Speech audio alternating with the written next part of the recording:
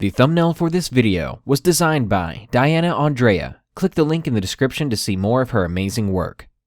Twitter, the best way to meet the creepiest people online. This world is a strange one. Twitter makes updating the world easier than ever. Simply post a tweet and your followers and more will see what's going on in your life. Surely this couldn't go wrong in the hands of a psycho. Well, add the ability to message your followers and interact on a more intimate basis, as with any social platform, and you have yet another outlet for creepers and stalkers and murderers to get closer to you, to deceive you. Tonight, I have for you 5 allegedly true Twitter scary stories that might make you log out for good. Real quick, I'd like to give a shout out to Brandon P. and Olivia C. for being awesome and donating to the website renovation. To donate and get a shout out or to find out why it's an awesome project, go to darknessprevails.org/project. Now, are you ready for nightmares? Number 1. Twitter Psycho, submitted by Tyler. This is a story that happened to me last year in March. I use Twitter all the time, and it's still my favorite website app to this day. I would always talk to a certain group of people in a group conversation. These people were my only friends. I had no friends in school, which probably explains why I was on Twitter so much. Anyway, there was a girl in our group of friends. We can call her Olivia. She was the kindest person I have ever met on there, and as you might expect, I did have feelings for her at the time. However, she was dating a different guy, online of course, almost every month, and she was never interested in me. For a little while, she was dating this one guy that lived in the UK. Let's call him Jake. He was very controlling over her, always telling her that she was not allowed to talk to anyone else, and making her send him screenshots of her text messages, Skype messages, and Twitter messages every night. She didn't really listen to him, and she kept our group messages hidden from him when she sent the screenshots over. For whatever reason, everyone in our group, besides me, liked this dude, and she was madly in love with him. I talked to her privately a few times before all of this, and even confessed my feelings for her. And I wouldn't have done that if I knew what was coming next. Somehow, he found out that I told her that I liked her. I woke up one morning to find a bunch of notifications on my phone, tweets from him and his best friend. They were tagging me in a bunch of tweets to each other, saying how I'm a piece of trash and how I'm a kid dying for attention. I unlocked my phone and tweeted something along the lines of, "I don't know what I did to you, but you could be a bit more mature about this and message me directly." They both proceeded to message me privately, but I did block Jake's friend since he wasn't really involved in it. When I checked the messages from Jake, he was telling me how he was going to kill me for harassing his girlfriend. I told him that I didn't harass her, and barely talked to her since they started dating. The next part is what really made me scared. His next message said, "Your address is this, right?" Followed by a picture of my actual address. I blocked him and took my phone outside to break it. I grabbed a hammer out of my garage and broke it to pieces. I'm not sure why, but it made me feel a lot safer. I mean, there's no way he would actually come to my house, right? I was most definitely wrong. About a week and a half went by with me not using Twitter at all, or any technology for that matter. The thought of this guy finding my address was horrifying. And one night, the night after my birthday, I was home alone, just me and my cat. Nobody could protect me from what was coming next. It was about 7 p.m. and everything seemed normal. I was laying in bed reading manga when I heard my kitchen window shatter. I closed my bedroom door, locked it, and waited silently. Then I heard someone scream from the bottom of the steps, saying, "Tyler, I know you're up there. So what were you saying about not harassing my girlfriend?" I honestly couldn't believe what I was hearing. Did Jake really just come into my house? Did he really just break in? I heard some metal grinding off of my railing. It sounded like he had a weapon. This psychopath came into my house to kill me. Remember when I smashed my phone? Me too. And that was not a good idea. When he started pounding on my bedroom door, I opened my window, climbed onto my roof, and jumped. Thankfully, it's not a very high jump since my yard is kind of raised off of the ground, connected to steps that lead up to the back alleyway. I ran up the stairs and into the alley, running as far as I could until I found someone. I ran into my neighbor that was walking her dog. I was out of breath, but I told her that someone broke into my house, that someone was coming after me to kill me. She handed me her cell phone, and I called the police, told them what happened, and the woman said they would be there shortly. Maybe 2 minutes later, I heard sirens. My neighbor and I slowly walked to my house where a police officer greeted us. I explained the whole story to him, and he told me that they found Jake in my bedroom spreading my cat's blood on the wall. I never cried so hard in my life. It turns out that Jake didn't even live in the UK. He lived about 4 hours away from me. I never told anyone what happened specifically, not even Olivia. I never even spoke to her or my group of friends after that. Since then, I have moved to a much safer area, and I now live across the street from a police station. My advice to those listening or reading this: be careful who you tick off online. If someone wanted to, they can get more information on you than you can imagine. So if someone finds your address and threatens to kill you, tell somebody immediately, and don't just smash your phone. Even if they sound like they're joking, you never know if someone is being serious or not. Number 2. Twitter Stalker. Submitted by CCS1114. First of all, I am a girl, and I'm roughly 5 feet 3 inches tall. I'm not anyone famous, and I don't really have a social media following. The only reason I have a Twitter account is so that I can follow celebrities and TV shows that I like. I have very few actual friends on there, and they are mostly a couple of family members, a couple of people from school, and some random followers here and there. Anytime I get a new follower, I like to check them out, and if they look like spam, I block them. This story happened a little over a year ago, and I should also say that I am married and have a child, so I'm definitely not looking for any type of relationship. Maybe not relevant, but anyway, on to the story. One afternoon when my son was at school, I was on the phone browsing through Twitter, Facebook, and Instagram. I was a full-time college student, and I was on break at the time, so I was a little bored and didn't really know what to do with myself, as I had already cleaned and had dinner cooking in the crock pot. While browsing through Twitter, I got a notification that I received a message. This was strange since I really didn't speak to anyone on Twitter, nor did I really tweet anything out. I didn't see any reason for someone to really want to talk to me. Anyway, I opened it, and I figured it was probably just a spam message, but it was someone that said, "Hello, how are you?" They didn't have a profile picture, and they had very few followers and minimal tweets as well. Now, when it comes to social media, I know better than to talk to strangers, and especially someone you don't know, and furthermore, someone that doesn't have a profile picture. So I just ignored the message and continued browsing my phone. About 30 minutes later, I got another message that said, "What's wrong? You don't want to talk to me?" At this point, I knew it really wasn't a spam message, and I thought maybe it's someone that I did know. I responded back with a, "I'm sorry, do I know you?" I never received a reply message, so I had figured that maybe they just had the wrong person. A few days later, I received another message on Twitter from the same person, asking me if I'd like to meet in person sometime for coffee or drinks. I responded, "I'm sorry, I don't know who you are. I think you might have the wrong person." Then they proceeded to send me a message saying how I was beautiful and they would love to meet me in person, and that I looked interesting. I figured this was just some creeper and decided to block them finally. A few weeks passed without incident, and again, browsing through Twitter, I saw that I received another message. "Why did you block me? I really like you and really want to meet you." Needless to say, I was officially freaked out. I had no idea who this creeper was. I'm pretty self-sufficient. When it comes to weird stuff like this, I can usually handle them on my own. I never really alert my husband to anything unless it's absolutely necessary. So I messaged them back saying, "Again, I'm sorry, I don't know who you are. You must have the wrong person. Please don't message me again." Honestly, I thought I blocked the guy. I don't know how they managed to message me again. Another few weeks passed without incident, until one day I opened up Twitter, and I had 10 messages all from the same person saying things like, "Why won't you talk to me?" and "I really like you. I think we'd have a great time hanging out together. Please talk to me." I again blocked this user and had no intentions of ever talking to them.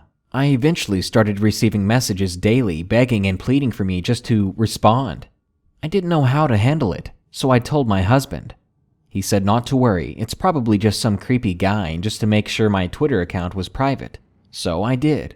Little did I know this would only make things worse. I had my Twitter and Facebook accounts linked so I could share content between them, and unfortunately my Twitter account got hacked, which meant they got to my Facebook as well. All I could think was it must be this creep, because who else would hack my Twitter and Facebook accounts? This is when I got a little scared, because my Facebook account, while private, has a lot of information about me, my family, and where we live. Another couple of weeks pass by and nothing really happens. I changed all of my information and even deleted my Twitter account and disabled my Facebook. Since nothing happened, I went ahead and decided to reactivate my Facebook. I just really enjoyed communicating with family and keeping everyone up to date with our busy lives. One day I received a message on Facebook from someone with the name John Smith. Again, no profile picture, and their content was blocked, so I couldn't really see them. Only this message was different. There was no content in the message and just a picture. It was a picture of me picking up my son from school, taken from the parking lot. I was terrified and also angry. I was on the defensive now. At this point, it wasn't just a picture of me in some random place. This was my son's school. What monster would do something like this? I alerted the school and the police immediately, and I told my husband. We were all very scared.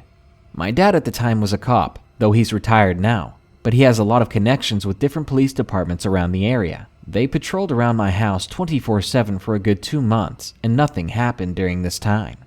It's been some time since this incident happened, and I haven't had anything else happen. But to this day, it terrifies me that somehow, someway, some random person online found me and my family and was able to hack into my accounts and find out where I lived. We have moved since then. My son goes to a different school as well, and we live in a different state altogether. Needless to say, while social media is great, it also has a very dark side. The side that is unexplainable, that anyone can get access to. All you really have to do is be a little computer and tech savvy. So be safe out there in this crazy digital age we live in. Number 3. Tweet Tweet Little Bird. Submitted by Winter Nightmare. I regret creating that Twitter account. It was just out of peer pressure. My name is Tori. I'm 17 and well, this happened to me about 5 weeks ago, and it has only just stopped. But no matter what I do, I can't bring myself to look at my phone or answer a text without wanting to scream. Before all of this, I had a somewhat acceptable normal life and was blissfully unaware of how important it was to have a Twitter as a teenager. All my friends had one, and after them persuading me into signing up, I did. Immediately, all my friends started to follow me, and I was happy. For the first 2 days of having this account, it was very quiet. But then he started following me. I have no clue how he got it or how he knows me, but this guy would not leave me alone.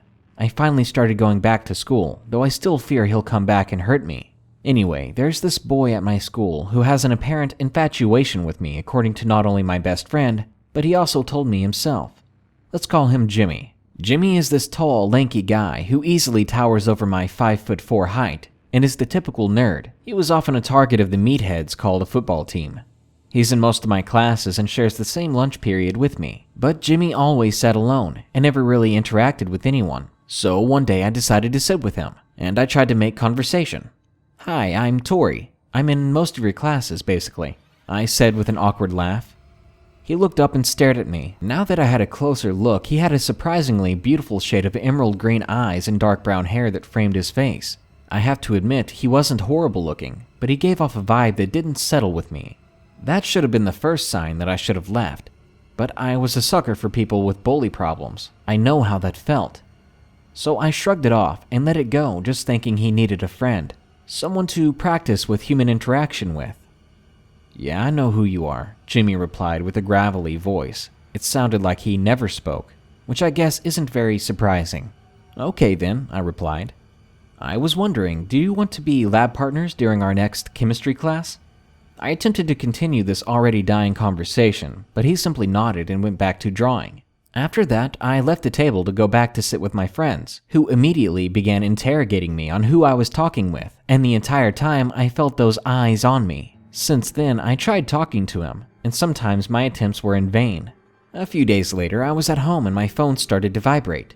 I checked it. It was a Twitter notification saying someone had just started to follow me. I checked to see who it was, and all the bio said was, "in love," and for a profile picture, it was Jimmy, my chemistry partner Jimmy. I was honestly a bit creeped out that he found my account, and a bit uneasy about his bio message, but maybe he wasn't referring to me, and regardless, if he was happy, I was happy. I set my phone down, but before I could walk away, my phone went off again. It said, "Tweet from Jimmy." I looked at it, and it just said, "Isn't she gorgeous?" And it was a picture of a girl's back. I thought it was weird, but I didn't want to be mean, so I tweeted back, "Sweet." And after that, things sort of went to hell. For 2 weeks, Jimmy would not stop staring at me. He seemed to pop out of nowhere, even when I was leaving my house or the school bathroom, not to mention his constant tweets about this girl, and he never showed her face. It seemed like every time I turned around, Jimmy was nearby, and before I could tell him to go away, my phone would vibrate, and it would be another tweet from Jimmy. The next message I received, I regret reading. It said, "You're too beautiful for your own good," and the picture was of me at that very moment. It all clicked together, the backside pictures of the girl, and why he was everywhere I was. He was following me and snapping pictures of me. I spun on my heel and began to walk away, but there were hard footsteps behind me. I made myself run faster towards my destination, the police. Eventually the steps took a different turn, but I did not look back. I made it to the station and showed them the tweets. They sent 2 officers to my house while the desk officer told my parents. When they came, we were about to leave when I saw the other 2 officers restraining a boy. I stood in fear because it was Jimmy. Apparently, they found him hiding in my backyard on the oak tree, specifically in a branch near my window, waiting for me to come home and do God knows what. I haven't heard or seen him since, and I deleted my account, and although this was recent, I wanted my story to be heard. And now that I've shared, I feel a little bit better about this whole situation. Number 4. The Twitter Killer. Submitted by Gray Area 51. Now, this is a short but very freaky experience I had a few years ago on Twitter. I've never been a very big Twitter user. In fact, I've never been big on Twitter or Facebook or anything of the sort. I've seen my parents and friends use social accounts for the worst reasons, such as cheating on their significant others. I guess it's given me a bad view of these social websites. Well, one day, I had logged on to look up a social account for John Carpenter after reading a few articles on his old movies, so I thought it'd be cool to see if he was on there and to give him a follow. I could have just typed his name in, sure, but I played around with the keywords to see what would come up. I ended up typing in occult and seeing a weird profile picture of some dead and bloodied animal. I definitely strayed too far from what I was searching for originally. Of course, my morbid curiosity told me I should click it, so I did. I honestly have no idea how Twitter hadn't banned this account. It was named Birmingham Sacrificials. They had 0 followers and 0 follows, so maybe that's how they flew under the radar. Still though, if they weren't interested in being social, why were they on Twitter at all? Better yet, each tweet was a picture with a little bit of text. The pictures were always photos of animals that looked like they had been crushed or beat to death with some blunt weapon. It was disgusting. There was a squirrel that no longer looked like a squirrel at all, with text that said, "Hard to catch." Then a parrot that looked like it had exploded from the inside out, with the text that read, "Birds aren't so different inside." Then the thing that made me want to throw up, there was a puppy. I don't really want to describe this one. It makes my heart sink just thinking about it. But this one showed a few weeks old puppy that looked to have been beat to death as well. The text on this one read, "Screams like children."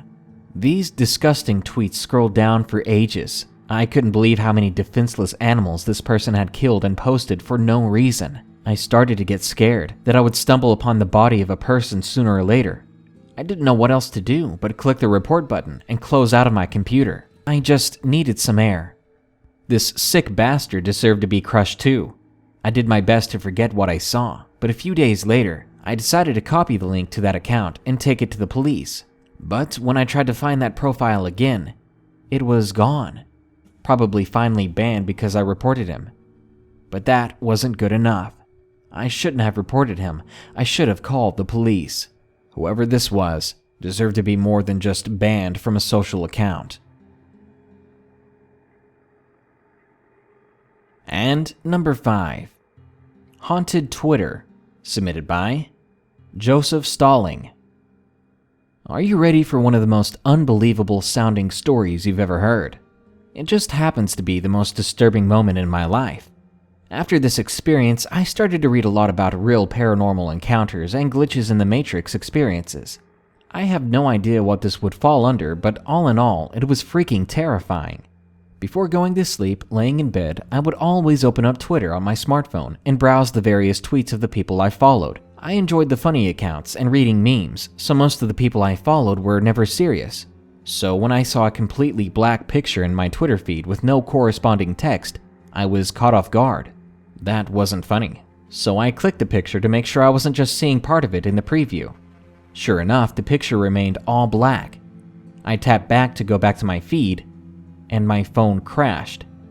That pissed me off. Last I checked, the battery was at 50%.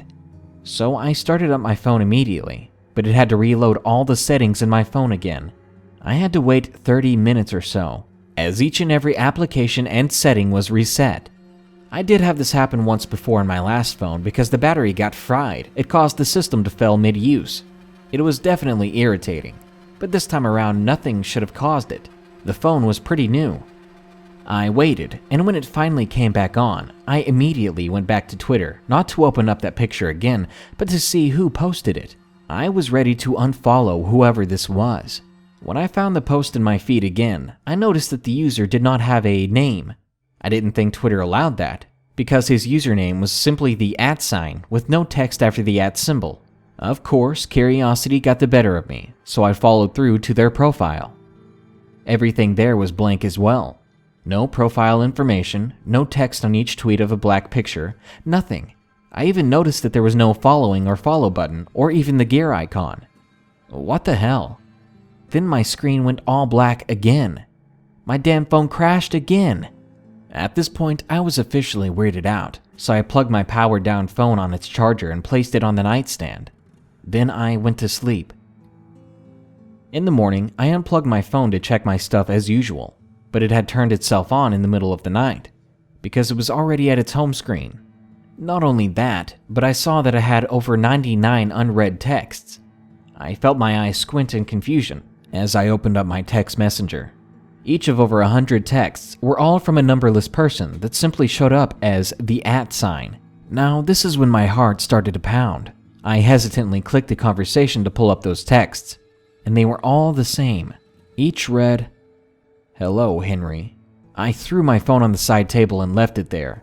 I'd rather the battery drain for good than pick that thing up again. You might be thinking I overreacted to what might have just been a weird set of circumstances or glitches.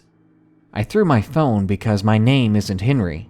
Henry is a nickname that I gave to my imaginary friend I had maybe 10 years earlier. A name that I never spoke out loud to anyone, not even my parents. And every time I played with Henry, I would greet him in my head by saying, "Hello, Henry." I have no idea what happened that day, but I haven't browsed my Twitter feed since. I still feel a deep sense of unease when I think about it.